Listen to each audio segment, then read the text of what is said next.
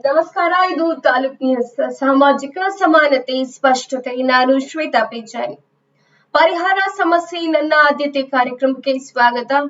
ಇವತ್ತು ನಾವು ತೆಗೆದುಕೊಂಡಿರ್ತಕ್ಕಂಥ ಗ್ರಾಮ ಪಂಚಾಯಿತಿ ಯಾವ್ದಂದ್ರೆ ಬೆಂಗಳೂರು ದಕ್ಷಿಣ ತಾಲೂಕಿನ ಚನ್ನೇನಹಳ್ಳಿ ಗ್ರಾಮ ಪಂಚಾಯಿತಿ. ಈ ಒಂದು ಗ್ರಾಮ ಪಂಚಾಯಿತಿ ಬಗ್ಗೆ ನೋಡ್ತಾ ಹೋದಾಗ 2011ರ ಜನಗಣತಿಯ ಪ್ರಕಾರ ಇಲ್ಲಿಯ ಒಟ್ಟು ಭೌಗೋಳಿಕ ವಿಸ್ತೀರ್ಣ, ಈ ಒಂದು ಗ್ರಾಮ ಪಂಚಾಯಿತಿಯ ಒಟ್ಟು ಭೌಗೋಳಿಕ ವಿಸ್ತೀರ್ಣ ಏನಿದೆ ಇದು 320.37 ಹೆಕ್ಟೇರ್ಸ್ ಗಳಷ್ಟು ನಾವು ಇದನ್ನ ಕಾಣಬಹುದು. ಇನ್ನು ಇಲ್ಲಿನ ಒಟ್ಟಿನ ಜನಸಂಖ್ಯೆಯನ್ನ ನೋಡ್ತಾ ಹೋದಾಗ ಒಟ್ಟಾರೆಯಾಗಿ 4199. ಇದರಲ್ಲಿ ಪುರುಷರ ಪಾಲು 2537, ಆದ್ರೆ ಮಹಿಳೆಯರ ಪಾಲು 1662 ಇದೆ. ಇನ್ನು ಈ ಒಂದು ಗ್ರಾಮ ಪಂಚಾಯಿತಿ ವ್ಯಾಪ್ತಿಯ ಒಟ್ಟು ಸಾಕ್ಷರತೆ ದರ 2011ರ ಜನಗಣತಿಯ ಪ್ರಕಾರ ಒಟ್ಟು ಸಾಕ್ಷರತೆ ದರ ಲಿಟರಸಿ ರೇಟ್ ಅನ್ನ ನೋಡ್ತಾ ಹೋದಾಗ ಒಟ್ಟಾರೆಯಾಗಿ 76.61% ಅಷ್ಟು ನಾವು ಕಾಣಬಹುದು. ಇನ್ನು ಮಹಿಳೆಯರ ಪಾಲನ್ನ ನೋಡ್ತಾ ಹೋದಾಗ ಶೇಕಡಾವಾರು 67.03. ಇನ್ನು ಪುರುಷರ ಒಂದು ಪಾಲಿಂದ ಅದನ್ನ ನೋಡ್ತಾ ಹೋದಾಗ 83.5ರಷ್ಟು ನಾವಿಲ್ಲಿ ಕಾಣಬಹುದಾಗಿದೆ.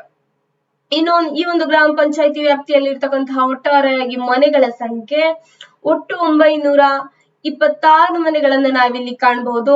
ಇನ್ನು ಈ ಒಂದು ಗ್ರಾಮ ಪಂಚಾಯತ್ ಕೇಂದ್ರ ಏನಿದೆ ಇದು BBMPಗೆ ಕೇವಲ 15 ಕಿಲೋಮೀಟರ್ ದೂರದಲ್ಲಿರುವಂತಹ ಕಾರಣ ಈ ಒಂದು ಗ್ರಾಮದ ವ್ಯಾಪ್ತಿಯಲ್ಲಿ ಅಥವಾ ಈ ಒಂದು ಜಾಗದ ಪ್ರದೇಶದ ವ್ಯಾಪ್ತಿಯಲ್ಲಿ ನಡೀತಕ್ಕಂತಹ ಹಲವಾರು ರೀತಿಯ ಆರ್ಥಿಕ ಚಟುವಟಿಕೆಗಳಿಗೆ ಈ ಒಂದು ಗ್ರಾಮ ಪಂಚಾಯಿತಿ ಕ್ಷೇತ್ರ ಏನಿದೆ ಇದು ಮುಖ್ಯ ಕಾರ್ಯಕ್ಷೇತ್ರ ಅಥವಾ ಮುಖ್ಯ ಕೇಂದ್ರ ಬಿಂದು ಆಗಿದೆ ಅಂತ ಹೇಳಿ ನಾವಿಲ್ಲಿ ಕಾಣಬಹುದಾಗಿದೆ.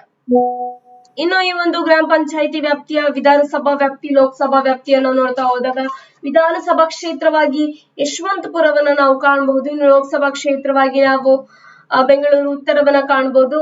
ಇದರ ಕುರಿತಾಗಿ ನೋಡ್ತಾ ಹೋದಾಗ ಇಲ್ಲಿನ ಒಂದು MLA ಪ್ರಸ್ತುತವಾಗಿ ST ಸೋಮಶೇಖರ್ ಅವರು ಇದ್ರೆ, MP ಬಂದು ಶೋಭಾ ಕರಂದ್ಲಾಜೆ ಅವರು ಇರ್ತಾರೆ. ಇನ್ನು ಈ ಒಂದು ಗ್ರಾಮ ಪಂಚಾಯಿತಿಯ ಒಂದು ಒಟ್ಟಾರೆ ಇದರ ಒಂದು ಅಂಡರ್ ಅಲ್ಲಿ, ಈ ಒಂದು ಗ್ರಾಮ ಪಂಚಾಯತ್ ಅಂಡರ್ ಅಲ್ಲಿ ಒಟ್ಟು 4 ಗ್ರಾಮಗಳು ಬರುತ್ತೆ. ಈ 4 ಗ್ರಾಮಗಳನ್ನ 18 ವಾರ್ಡ್ಗಳಾಗಿ ವಿಭಾಗ ಮಾಡಲಾಗುತ್ತೆ. ಈ 18 ವಾರ್ಡ್ಗಳಿಗೆ ಒಟ್ಟಾರೆಯಾಗಿ 23 ಚುನಾಯಿತ ಪ್ರತಿನಿಧಿಗಳನ್ನ ನಾವಿಲ್ಲಿ ಕಾಣಬಹುದಾಗಿದೆ.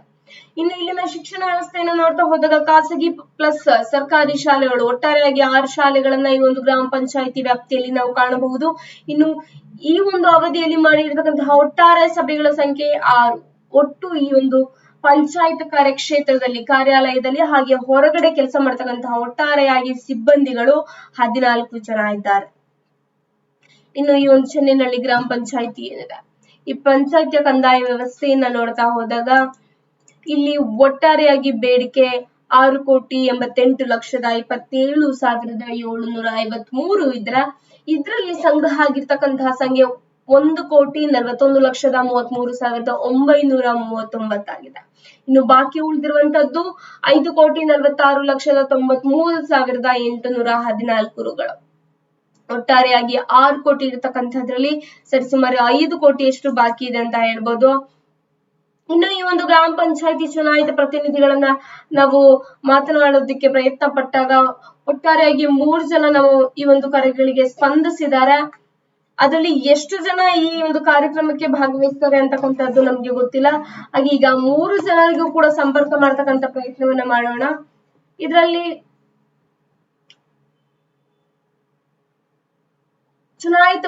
ಓರ್ವ ಚುನಾಯಿತ ಪ್ರತಿನಿಧಿಯಾಗಿರ್ತಕ್ಕಂತಹ ರಮೇಶ್ H ಅವರು ಕಾರ್ಯಕ್ರಮಕ್ಕೆ ಬರ್ತೇವೆ ಅಂತ ಹೇಳಿದ್ದಾರೆ. ಅವರಿಗೆ ಸಂಪರ್ಕ ಮಾಡ್ತಕ್ಕಂಥ ಪ್ರಯತ್ನವನ್ನ ಮಾಡೋಣ. ರಮೇಶ್ H ಇವರು ಕೂಡ ಈ ಚನ್ನೇನಹಳ್ಳಿ ಗ್ರಾಮ ಪಂಚಾಯಿತಿ ಅವರ ಚುನಾಯಿತ ಪ್ರತಿನಿಧಿಯಾಗಿದ್ದಾರೆ. ರಮೇಶ್ H ಅಂತಕ್ಕಂಥವ್ರು.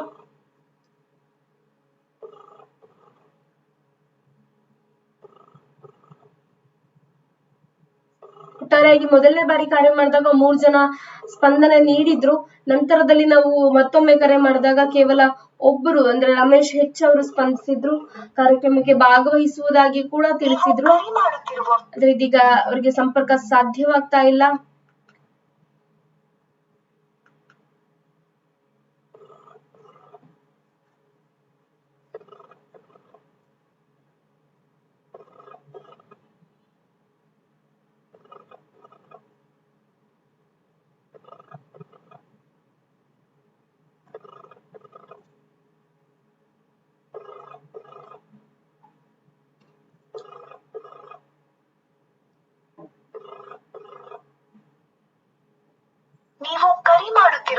ಸಂಪರ್ಕ ಸಾಧ್ಯ ಆಗ್ತಾ ಇಲ್ಲ.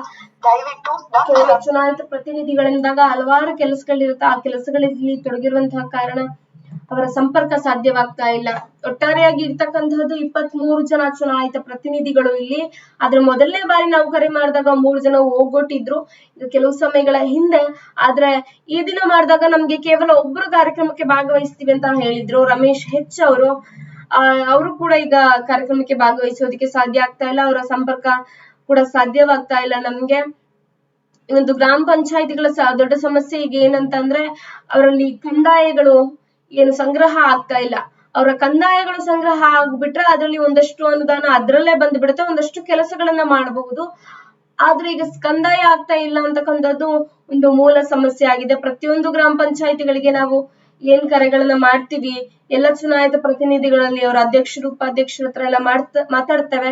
ಅವ್ರು ಎಲ್ಲರೂ ಹೇಳ್ತಕ್ಕಂಥದ್ದು ಒಂದೇ, ಈಗ ಕಂದಾಯ ಸಂಗ್ರಹ ಆಗ್ತಾ ಇಲ್ಲ, ಅದ್ರಲ್ಲೇ ಕಂದಾಯ ಆಗ್ಬಿಟ್ರೆ ನಮ್ಗೆ ಒಂದಷ್ಟು ಅನುದಾನ ಸಿಗೋದಕ್ಕಿಂತನೂ ನಾವು ಅದಕ್ಕೆ ಕಾಯೋದಕ್ಕಿಂತನೂ ಇದ್ರಲ್ಲೇ ಒಂದಷ್ಟು ಕೆಲಸಗಳು ಮಾಡಬಹುದು ಅಂತ ಹೇಳ್ತಾ ಇದ್ದಾರೆ. ಇಲ್ಲೂ ಕೂಡ ಈ ಚನ್ನನಹಳ್ಳಿ ಗ್ರಾಮ ಪಂಚಾಯಿತಿಯಲ್ಲಿ ಒಟ್ಟಾರೆಯಾಗಿ 6 ಕೋಟಿ ಸುಮಾರು ಕಂದಾಯ ಸಂಗ್ರಹ ಆಗ್ಬೇಕು. ಆದ್ರೆ ಇದುವರೆಗೂ ಆಗಿರುವಂತದ್ದು ಈ 4 ವರ್ಷಗಳಲ್ಲಿ ಕೇವಲ 1 ಕೋಟಿ ಮಾತ್ರ. ಇನ್ನೂ ಸರಿಸುಮಾರು 5 ಕೋಟಿ ಅಷ್ಟಿದೆ.